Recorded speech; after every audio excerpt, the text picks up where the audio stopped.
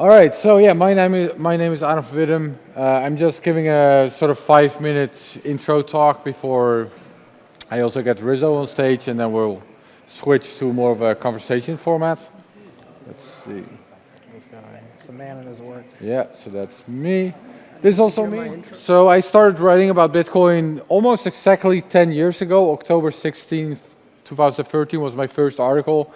This was a Dutch blog I had at the time, which was this was basically countering the sort of very negative sentiment I was seeing in mainstream media. I was starting out as a journalist. I got very interested in Bitcoin. All I was reading in newspapers and seeing on TV was about Ponzi schemes and scams and criminals. And I thought it was I thought, I'm looking for topics to write about, and I wanted to sort of counter that narrative. So that's how I started.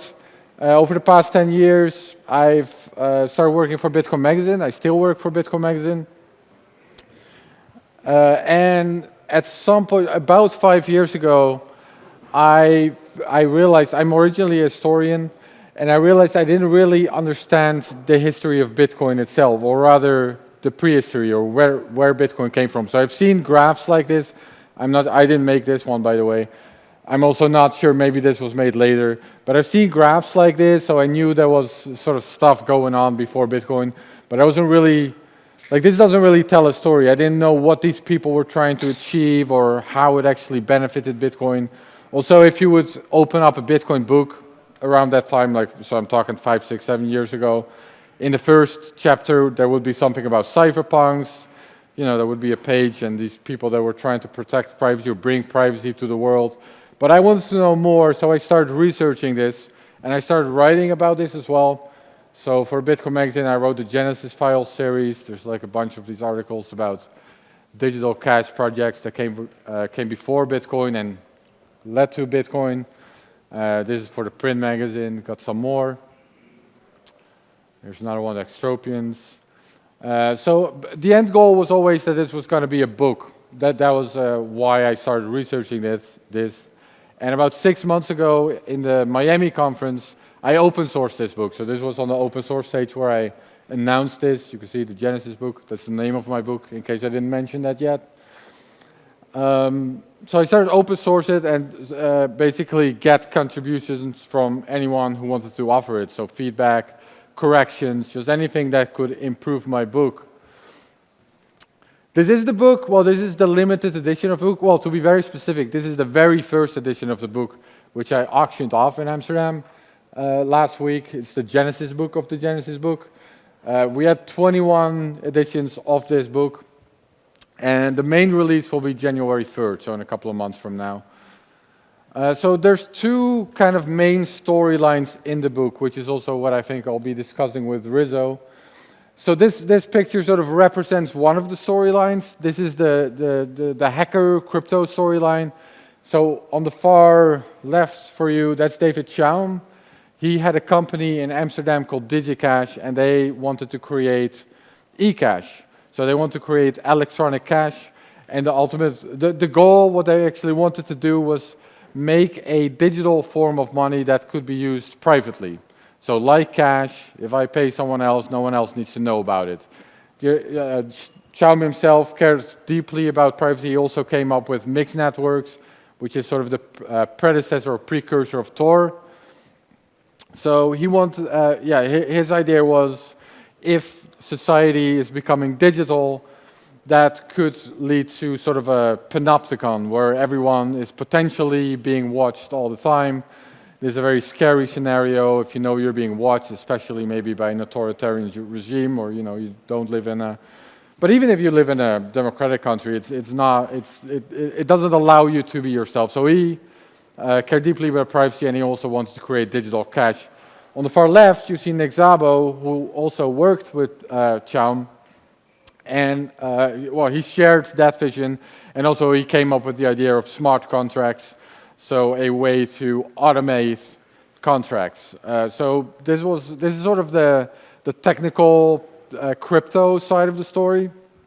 And then on the other side of the story, you have, I focus mostly on Hayek. So the name of the talk is Digital Cash versus Digital Gold. I think because people obviously refer to Bitcoin often as digital gold. I think that's a little bit of a misnomer. It's an easy way to sort of understand what Bitcoin is, but I actually see Bitcoin more as a vision of Hayek's ideas about money. So Hayek went through several stages or different periods in his career. He wrote about money.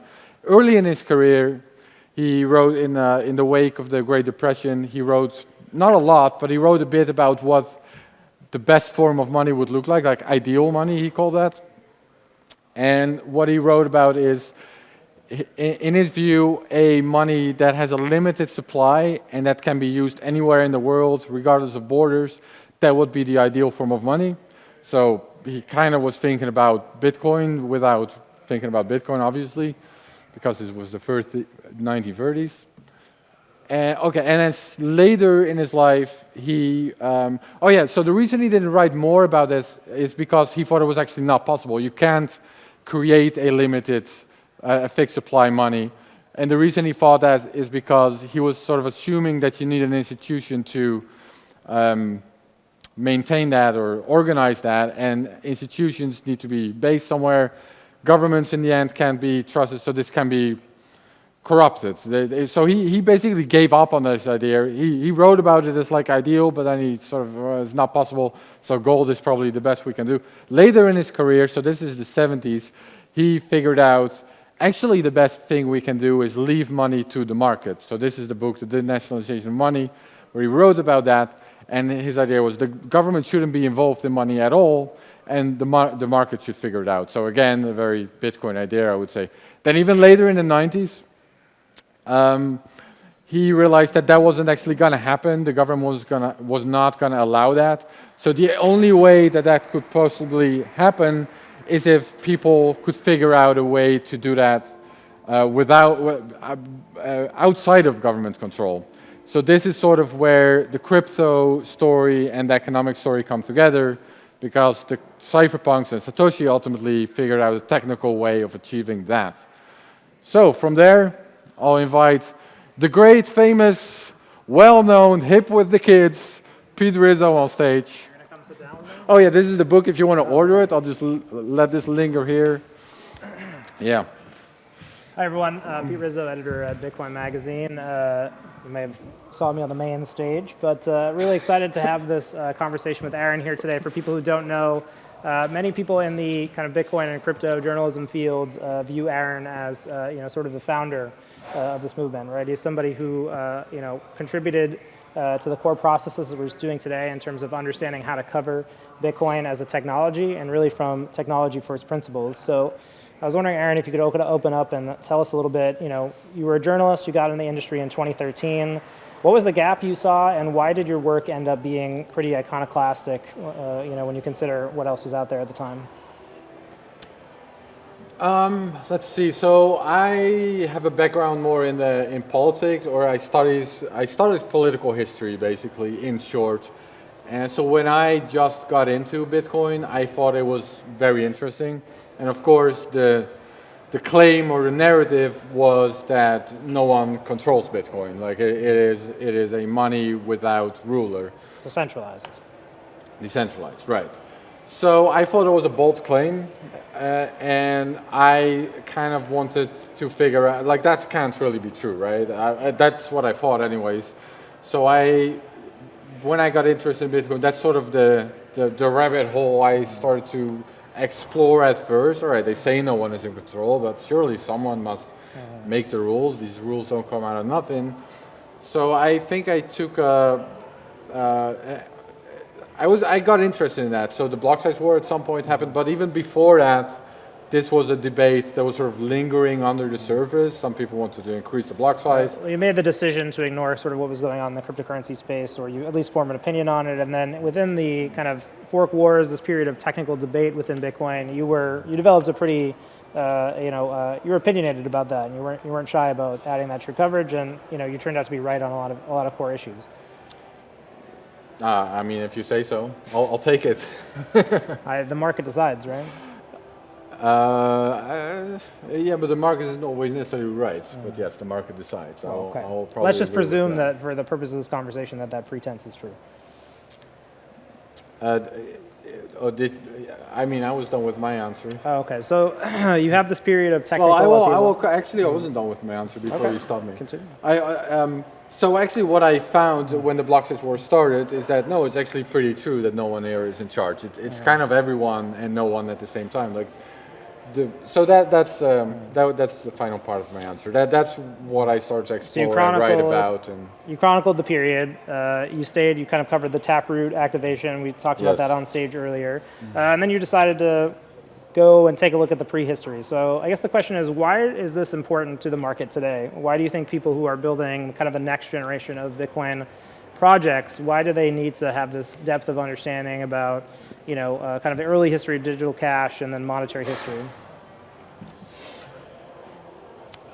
do they need to? I don't think they.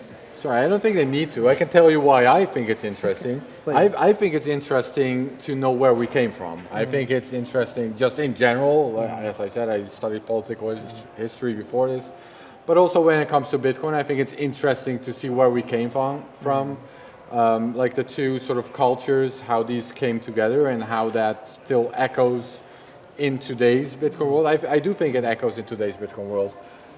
We still have sort of this tension of one part of the culture that looks at Bitcoin as digital gold, which, as I explained, I think is a bit of a misnomer, but at least it's a pretty solid shorthand of understanding Bitcoin. However, the thing with gold is it doesn't change, and it doesn't need to change, and it never changes, and that's kind of what gold bugs like about it. And I do think that is a idea that you find in Bitcoin today. There's a very significant, maybe even majority, I don't know, very significant group of people that see Bitcoin the same way. It's like gold, it doesn't need to change, don't change it, leave it the way it is. Well, on the other hand, you have the technologists that want to come up with cool ideas and better ways to use it, or better privacy, or more smart contracts capabilities. So these two groups are sort of in tension with each other. There's tension there. There's sort of conflicting desires from Bitcoin. And I do think that you can very easily trace that back to two very different ideological movements that sort of came together to form Bitcoin. And it still persists today to some extent, at least. So let's talk about the book in terms of the structure. It is very much what you said, kind of goes back and it tells stories of both the monetary economics and how that came about, and the technical side of it as well. You focus a lot on kind of stories of specific technologists who actually tried and failed to create Bitcoin. So I was wondering, what did you find during that process? Were there misconceptions? Were there things that surprised you? Do you feel like, we should have discovered Bitcoin earlier, maybe? I don't know, but yeah, the book is written kind of, what's the English term? The Dutch term is estafette, but that's not an English term, right? I don't know what that means. Can't So translate. you're running a race and you're giving the stick to the next person. A relay race. Relay race. So yeah, the book is kind of written like a relay race, where every chapter sort of has its own protagonist. There's some recurring. Hayek is recurring in a couple of chapters, for example. Tim May also sort of has 2 chapters. But in general, it's like a relay race, and the idea is that everyone sort of came up with someone came up with the technology. For example, Adam Back came up with Hashcash, and then Nick Szabo saw that proof of work idea, and he turned that into something that was transferable. So that's sort of the whole book, is where each protagonist sort of carries the story one step further. I mean, I don't know if I would say it should have been invented earlier. It could have been invented earlier. A lot of the pieces of the puzzle were there. It could have been invented probably at least 10 years earlier, if someone figured it out earlier. But it takes a while to. I didn't come up with it, so kudos to Satoshi for doing that. Each chapter sort of deals with an idea, and then it has, I think what's impressive about what you put together is the level of kind of technical specificity, right? So some of these chapters you really can see kind of both the human who created this technology, what they were trying to do, and why they ultimately failed, right? And in some ways it's a book about the people who weren't Satoshi. So I guess can you tell us a little bit about that process of finding these characters and then sort of writing with that technical detail? What do you think about what you put together, and was there a time where you were just like, okay, this is maybe I'm getting too in the weeds in terms of how I describe things? How did you know what to present? Did you think I get too much into the Well, weeds? this is a question. That's I mean, my life for the past 5 years has been filled with self-doubt and self-hatred. So. It's good to just get it all out there, you know. Right. So your concrete question is, I mean, I've been a Like, how technical did you know editor. how did you know when you had excavated an idea sort of fully, right? You know, maybe let's take a chapter and you're talking about, I don't know, the history of eCash. How did you know when you were done kind of figuring, you know, I've gotten enough from this story to present? I'm not sure how to answer that question, Pete. Okay. I mean, I've been a technical editor for a while. One of the things I do is trying to make technical topics more understandable for a more general audience. That, you know, break it down to the sort of essentials. And in a way, this book kind of does that for Bitcoin as a whole, way to the bare bones. Like, it goes back to the invention of cryptography, or the invention of, the establishment of the free and open source software movement. So it really breaks Bitcoin itself down to the bare fundamentals, and really starts the beginning, or starts the story at the start, and from there, like, really one step at a time, you get closer to Bitcoin. And I think, I mean, the idea was that each step should be manageable even for a non-technical person. And again, this is what I've been doing for the past 8 years or something, since I was technical editor at Bitcoin Magazine. So I've been applying that. I'm not going to judge myself. It was understandable enough. I'll leave that to the readers. But that was the goal. So let's talk about the title of the panel, Digital Cash versus Digital Gold. So the book does deal, you know, pretty extensively with economic history. That sort of dominates the culture of Bitcoin today. You know, certainly this room maybe being an exception. How do you look at when people say digital gold? Do you think that we need to kind of get away from that mindset? Do you think it's overcorrected in terms of how we think about Bitcoin in that way? Yeah, I think overcorrected is the right word. I think it was an important sort of narrative to get out there a couple of years ago. Again, sort of during the block size wars. Remember that at that time, especially sort of the big blockers, they were advocating for Bitcoin to be digital cash, is how they have a different conception of digital cash than Chaum, because Chaum was focused on privacy and they were focused on cheap payments. But they were making arguments from a sort of economic perspective. You remember Roger Ver was talking about, like, was calling himself an economist, I think, at some point, and he was really promoting that idea of digital cash from an economic perspective. And this was kind of hard to counter for a while, or wasn't countered very properly for a while. And at some point, Saifedean, for example, is a notable example. He really put forward that idea of Bitcoin as digital gold. And I think that was important. I think that was important for people to understand that, to sort of get that perspective of Bitcoin. But yes, I do think culturally, in general, the Bitcoin community space, people have now overcorrected towards a sort of never change Bitcoin, just leave it alone. It's good as it is, it never needs to be improved in any way. All it needs to be ever is digital gold, which doesn't change. And I think that's an overcorrection. I think Bitcoin should be improved if we can improve it. I think it will be improved if it can be improved. I think Bitcoin is a market phenomenon in the end, so it's not quite gold that can't change. If the market has a demand for a specific future, then I think that will probably happen, as long as it doesn't conflict or contradict other market futures of other futures of Bitcoin that the market wants. But yeah, I do see Bitcoin as an evolving thing. I called it spontaneous order, or did I? I don't know if I did it in my 5-minute talk, but this is something Hayek spoke about, wrote about a lot in his book. In his books, spontaneous order, so a way for society to self-organize.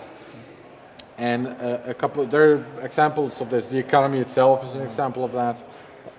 An economy that doesn't have central planning, I should add, so a free market economy.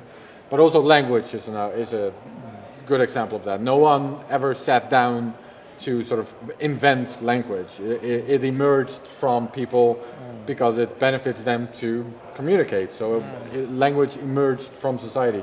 And I think Bitcoin is also a spontaneous order in that sense. It can evolve much like a language. You probably can't change it too much because people can't communicate. But language, some words go out of fashion, new words are introduced. And there's a dictionary at the end of the day. There's a dictionary, but whoever creates a dictionary doesn't invent the language. They just catalog the language. Is that the right word? They catalog. I needed the dictionary to figure out what the right word is. They catalog language. So, but language evolves, and I think Bitcoin is also something that can evolve, unless the market doesn't want it. Like that's also possible, but it has the potential to evolve. I want to talk a little bit about the angst that culture, feels, right? So the digital gold kind of narrative out there. There's a lot of people that kind of think are, sort of angry at that, or maybe disappointed with that. Certainly, people maybe in this room, technologists who, they want to build the cool Ethereum kind of dApp over on Bitcoin, and that's sort of their mindset. Certainly feels like the culture wants to move towards upgrading Bitcoin to be more competitive with the crypto system.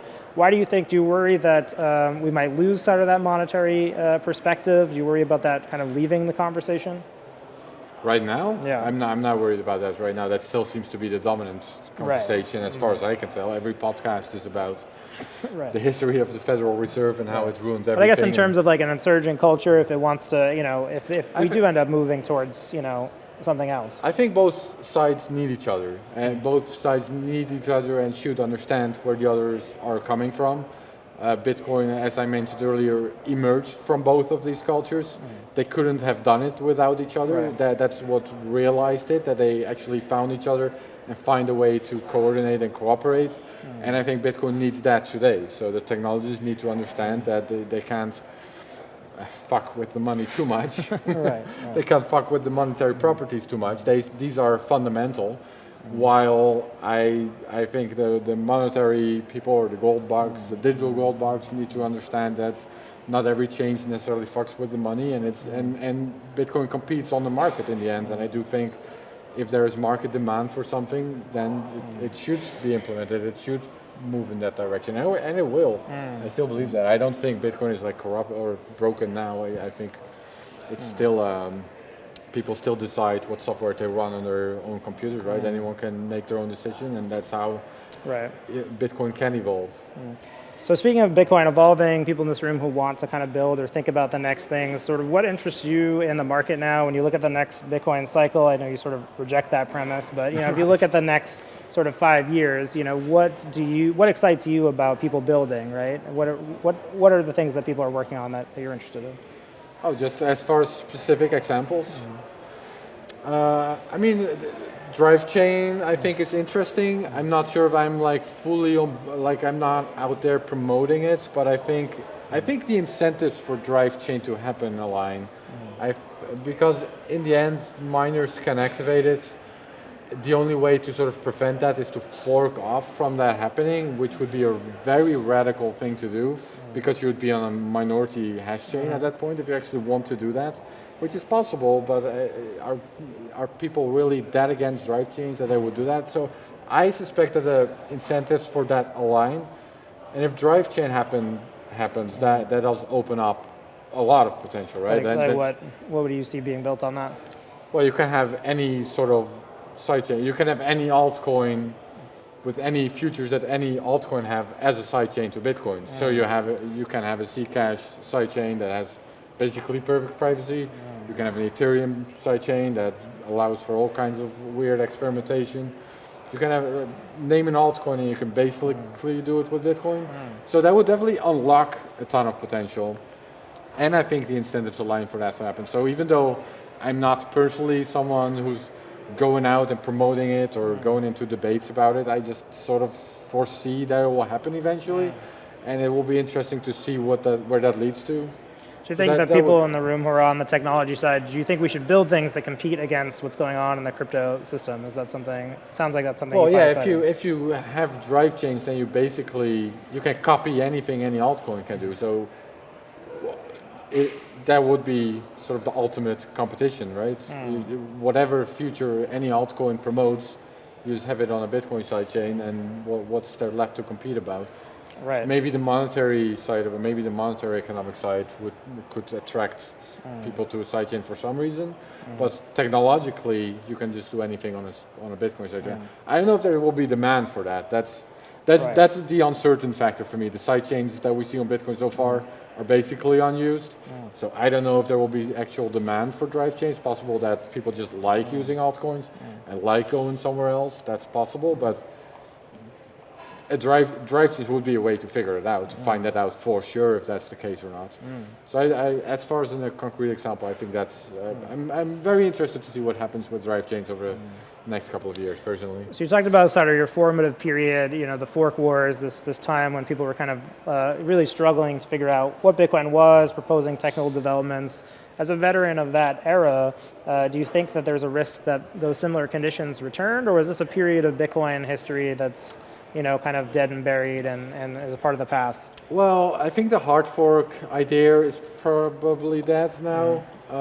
Maybe a consensus hard fork could still happen, but then that's almost unfathomable right now. So I think the hard fork idea, like the lesson from that part of Bitcoin's history is probably that hard forks can't be done, not anytime soon. We've seen a bunch of attempts, if you want to even call them attempts, but they split off, and then every new hard fork coin was less successful than the one that came before it. Like they became smaller. First you had Bitcoin Cash, which itself split up a bunch of time. Then Bitcoin Gold was kind of still something, and then whatever came after that was even smaller. It just became smaller and smaller and fizzled out. And then the hard forks that did launch successfully, they also fizzled out. I mean, who's talking about Bitcoin Cash anymore? I don't think anyone.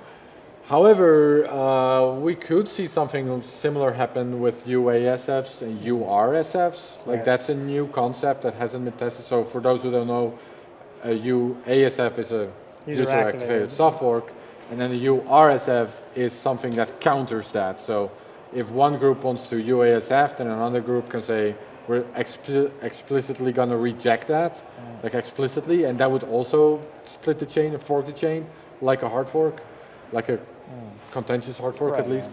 Consensus failure either way. Yeah, if you want to call it that. I mean, Bitcoin Cash was intentional, right? But still.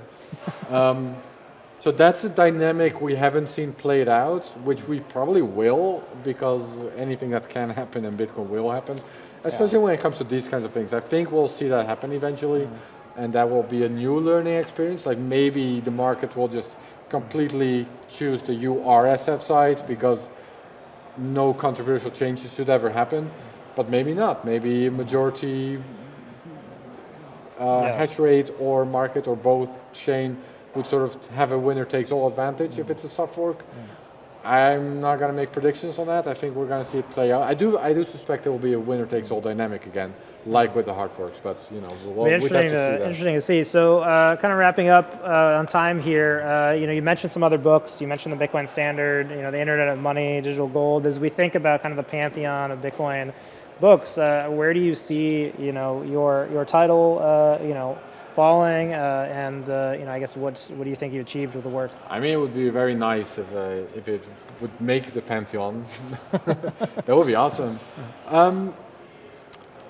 It's a history book. I'm a historian, and I think it's good to understand the history of Bitcoin. I think it's an origin story. It's an origin story of Bitcoin. So if you're interested in Bitcoin, then I think it's good to understand where it came from.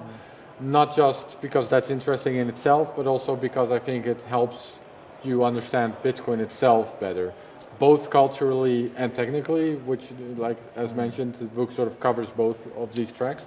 So it's a way to understand Bitcoin from a historical perspective. And we need to be good stewards of Bitcoin, so you know, there's that. Thanks for listening to the talk. If you want to check out the book, you go to bitcoinmagazine.com/books. There you'll find Aaron's title, The Genesis Book. The people and projects that inspired Bitcoin. So, Aaron, appreciate the discussion. Thanks, Pete.